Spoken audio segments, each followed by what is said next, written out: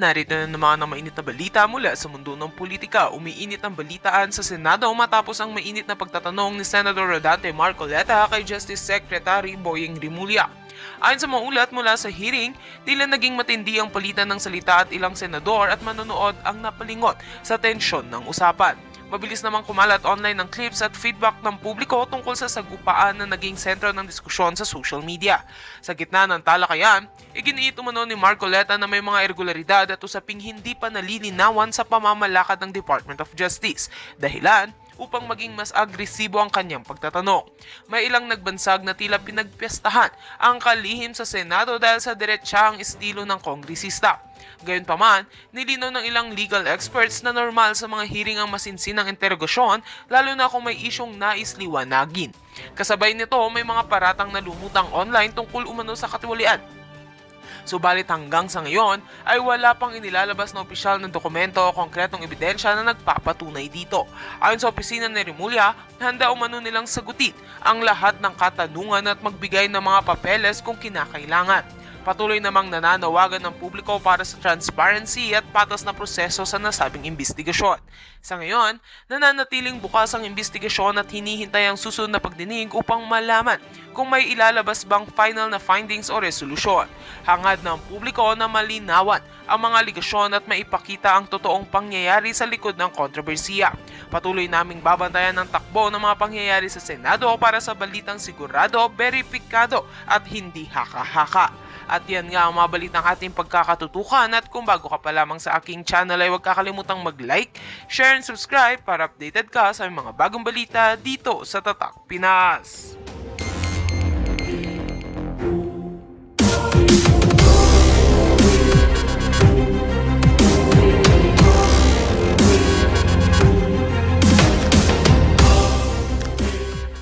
Kahit sa bukid pumupunta po si BP Sara Duterte mga ka-reaksyon. Yan na, ingat ka lang BP ha. Maraming mga haas sa tabi-tabi. Oy, Bobo Marcos! Nasaan ka? Natatakot ka sa Davao? Oh, takot sa Davao si BBM! Takot sa Davao si BBM! Takot sa Davao si BBM! Bongbong, mandarambong, bong, mandarambong, bong, mandarambong! Bobong, mandarambong!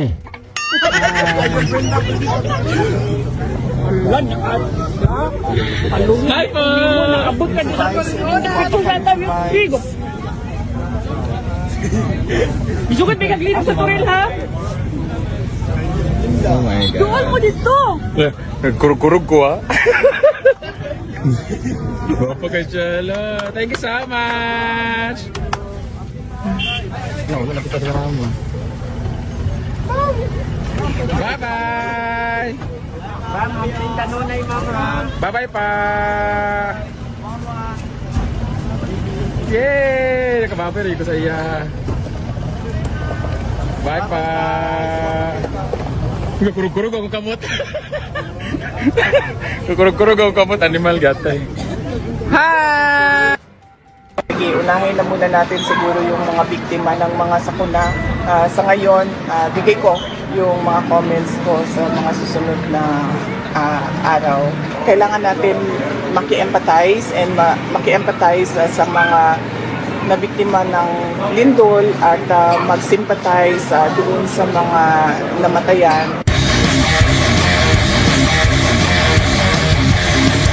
Duterte! Kumusta yung naging pagbisita natin dito sa City of Mati, sa Davao Oriental, sa nangyaring lindol po kahapon? Oh, yes. Oh, nagbisita ka, Oo, yes. Nagbisita tayo ng mga kaibigan at kakilala natin dito sa Mati City at binisita natin yung mga namatay dahil sa lindol. Yung dalawa, dinala na sa kanilang municipality. Tapos yung isang na nandito ay tiga Davao City. So tinulungan natin sila para maayos yung pagbiyahe nung kanilang mahal sa buhay. Galing dito sa Mati City, papunta ng Davao City para sa kanyang tutulong. Ma'am, ano yung panawagan natin sa publiko, ma'am, na laging maging handa sa lindol at anumang sakuna? Oh yes, oo. Napakahalaga. Na-experience ko no, yung aftershocks doon sa Cebu sa Bugo, sa Medellin, at na-experience ko din yung lindol kahapon sa Davao City. Napakahalaga talaga ng presence of mind na huwag kang mataranta.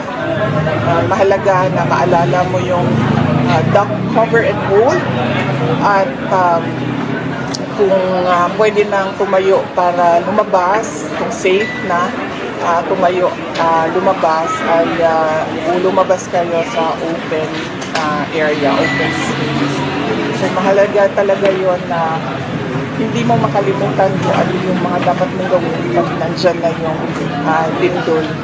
Mahalaga din yung go bag na sa experience ko kahapon ay dapat merong go bag sa labas ng pinto ng bahay para pagtakbo mo, dala mo yung go bag mo. Dahil sa aking karanasan kahapon sa dalawang lindol, wala talaga akong nadala.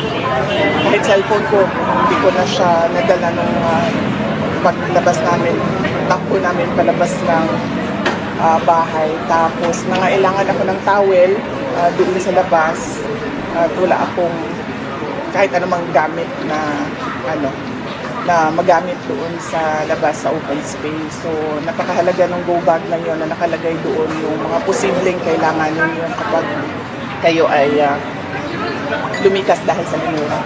Green, go ahead po. Ano yung reaction and comment sa pag-reject ng ICC sa request na interim release kaya former President Rodrigo Duterte po? Oh yes, i-hold ko na lang muna ma'am yung comment ko dito sa ICC case, no? Kasi kailangan natin maki-empathize and maki-empathize sa mga nabiktima ng lindol at mag-sympathize doon sa mga namatayan. So mamaya ko na sagutin at magbigay ng komento sa ICC at sa iba pang mga issues. Reaction din po sa pagkakatalaga kay Secretary Villa sa Ombudsman. Kasi sabi niya, sisilipin daw niya yung salin mo po. Huwag na niya silipin.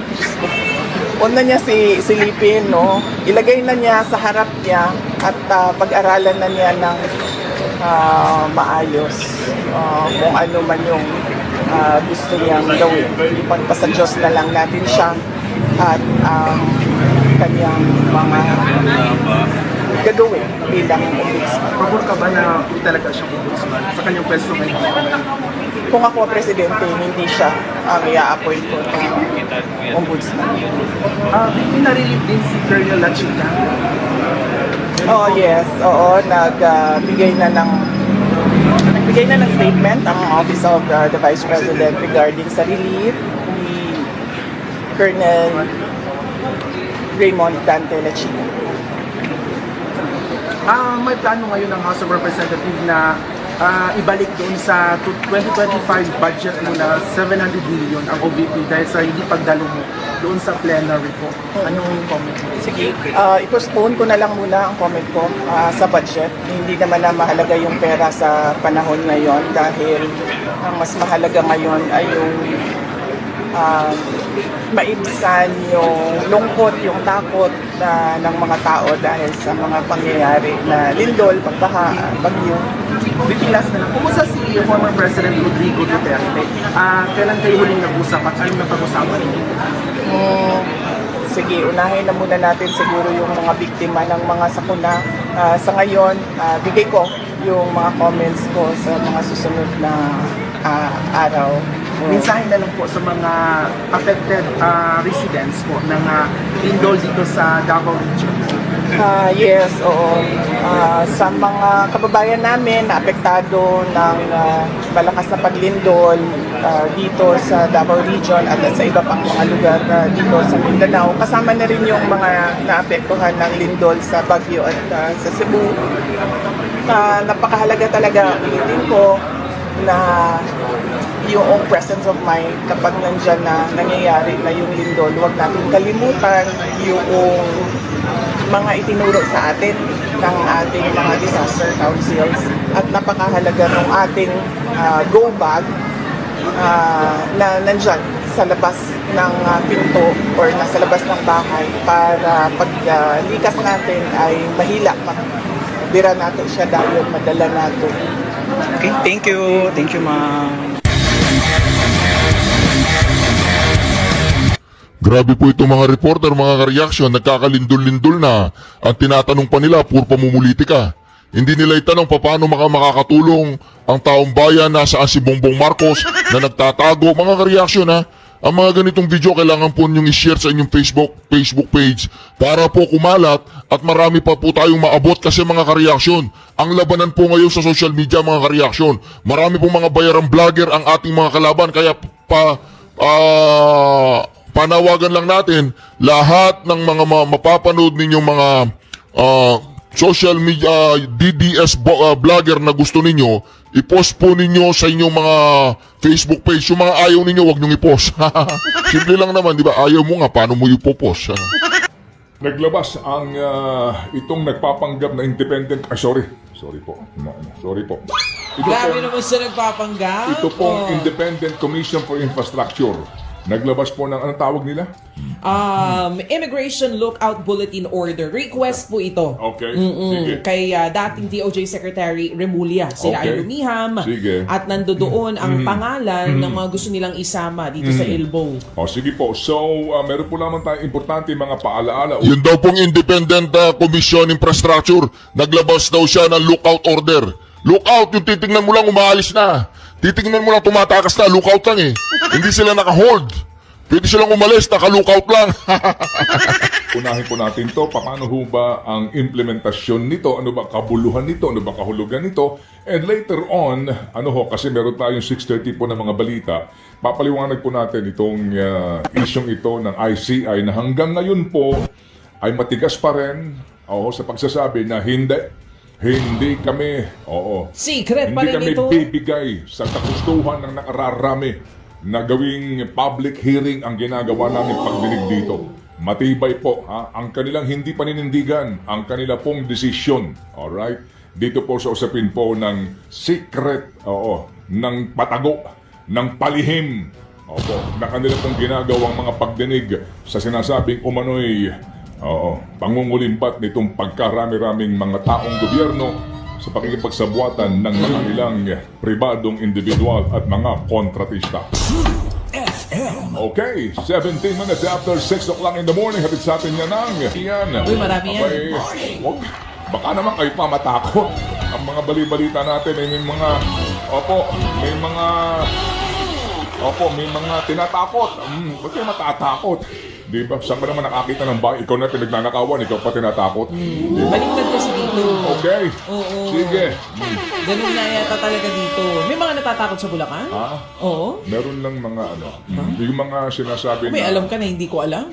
Mukhang may alam Hindi ka na alam hindi nila ko yun. alam. Opo, sige po. Abangan po ninyo sa amin pong pagbabalik. Ito na po ang ating unang panayam para may paliwanag po ito napaka-importanteng isyong pambayan. Welcome back to Vice's Perfect Match.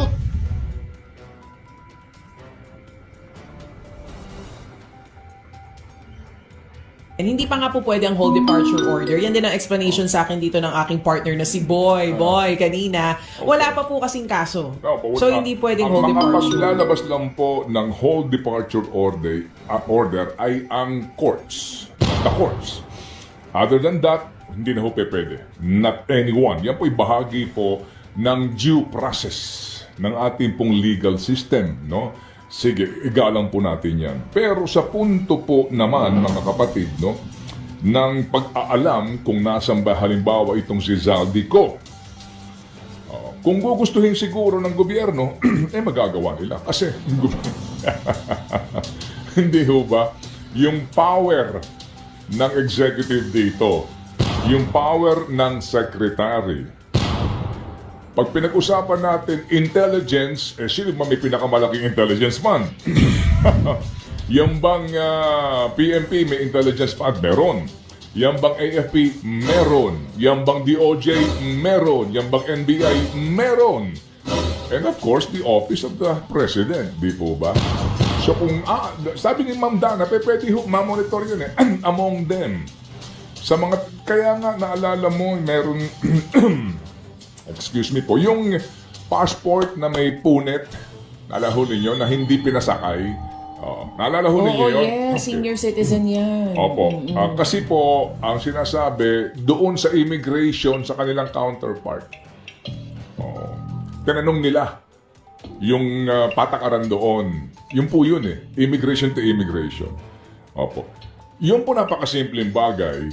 Pero, kung talagang gugustuhin mo, immigration to immigration, meron ka namang, meron silang samahan yan eh.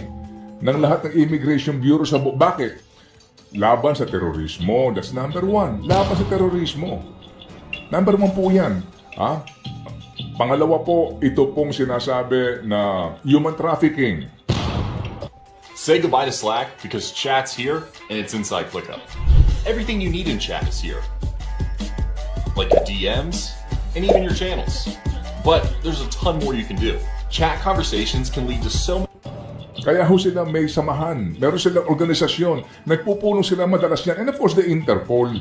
Di po ba? So kung gugustuhin mo na gamitin ang resources ng gobyerno at alamin eksaktamente sa ang huling port dumaan yung Rizaldi. Tama ba pangalan ng Rizaldi? Hindi ko sure. Basta alam ko lang siya si Zaldico. Ay, sorry po. Si Zaldi, si Zaldico, gamit ang Philippine passport, ngayon, alam na nila yan. Kung gugustuhin nila. Diba? Kung gugustuhin lang naman. Sige. So, 6:36. So, hindi nila gusto. ewan ko sa inyo. Pero baby girl, ikaw, anong take mo dito bago na, kasi ako pinaghandaan ko po itong isyong ito ngayon na... Sige. Excited na kami marinig ang komento mo, boy. Hindi, itong ICI na ito. Alas 4 pa lang ng umaga, nagsusulat na siya dito. Itong ILBO. Anong take mo sa ILBO nitong ICI? Well, una sa lahat, dahil na sila'y nababash ngayon at napupulaan, dahil nga po hindi isinasa publiko, etong hearings na nangyayari po dyan ngayon, I think this is one way of saying, na may ginagawa kami, eto na ang ILBO. Pero, parang may contradiction.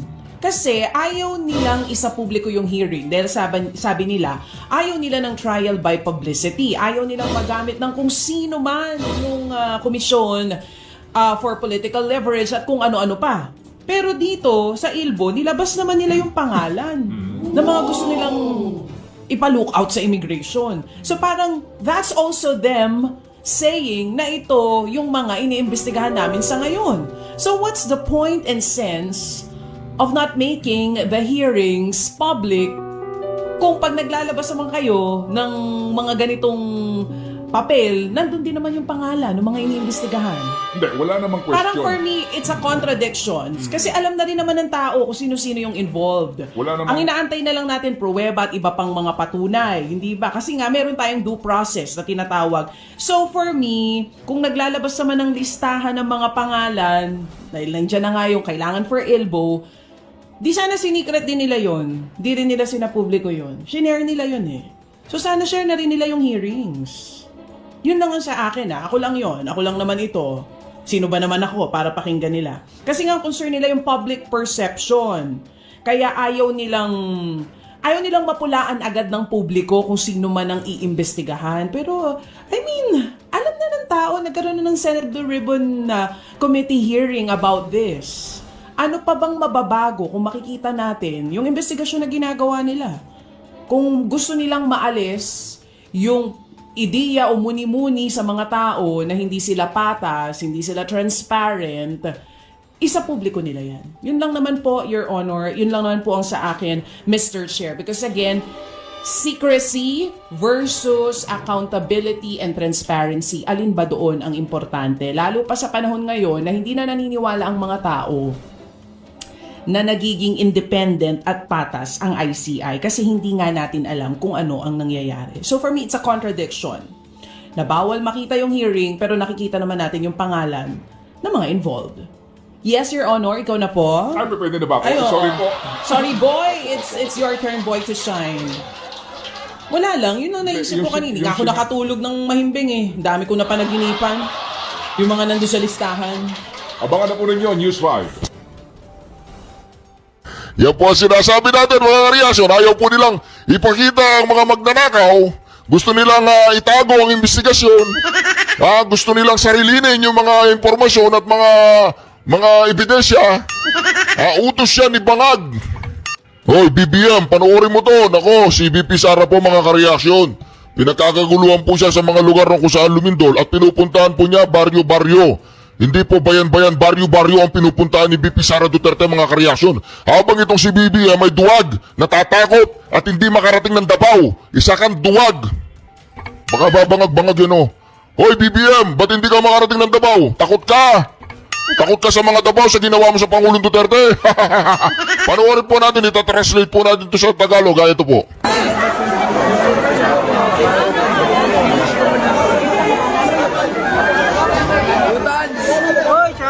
Dance may aday.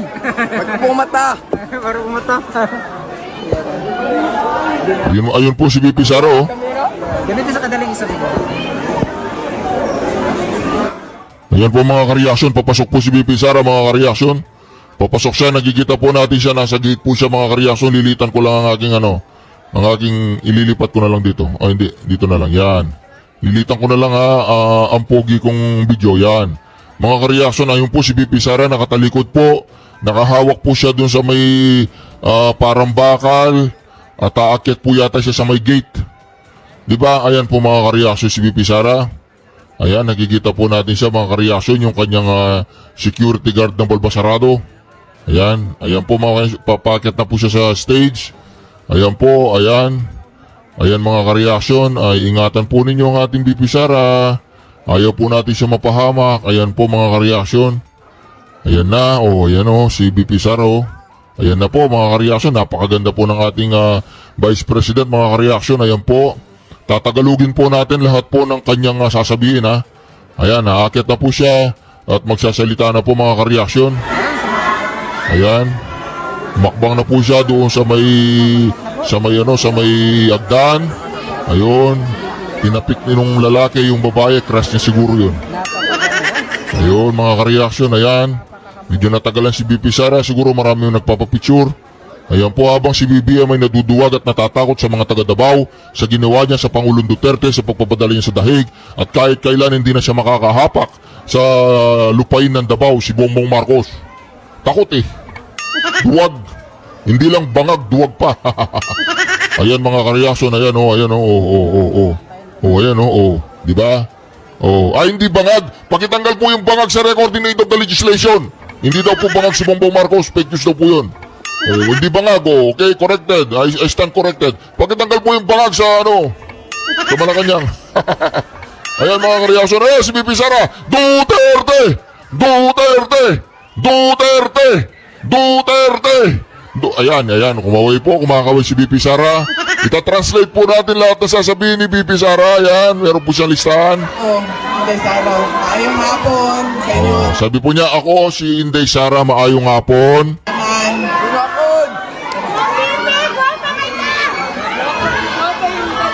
Napakaswerte po nila, kasama nila si VP Sara, sana all. Unahan lang po ang amuang mga pagpasalamat. Unang-una, ang opisina sa Office of the Vice President. Nagapasalamat mi sa ato ang mga barangay officials, sa ato ang mga barangay functionaries, kaya gitabangan mi nila para makahatag ni og hinabang sa mga naapektuhan sa sunog. Ikaduha, magpasalamat ni sa ato ang CSWDO sa City Hall. Siguro naiintindihan po ninyo yung unang salita, nagpapasalamat siya. Nagpapasalamat siya sa mga gusto niyang pasalamatan. Kaya sila man yun, sa ilaha, magikan man sa ilaha ang listahan nato sa mga beneficiaries sa tabang sa mga naapektuhan sa sunog. O pasalamat po mi sa PSU, sa PSSO, sa ilahang pagtabang sa mo ang makabisita, makatuyok mi dinhi sa inyo Ang amuang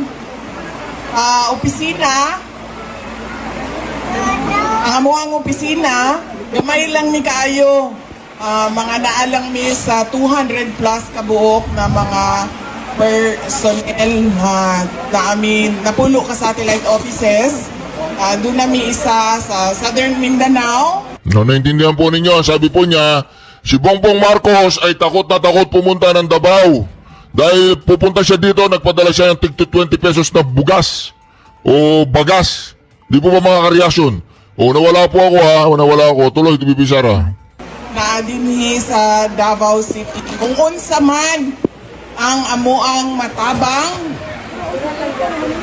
amuang buhaton na para sa inyo ha, especially kadtong sa mga nanginahanglan o sa mga naapektuhan or biktima sa sunog. Si dating Pangulong Rodrigo Duterte.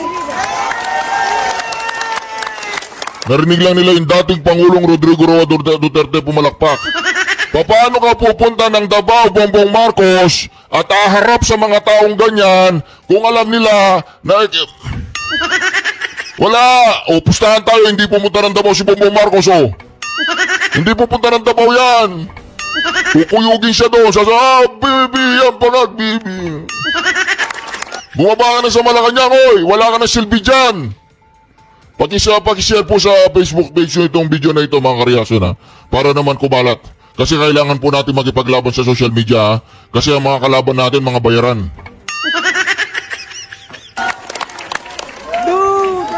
Igi siya og pangamusta sa mga Davaoenyo no pag magkaiso.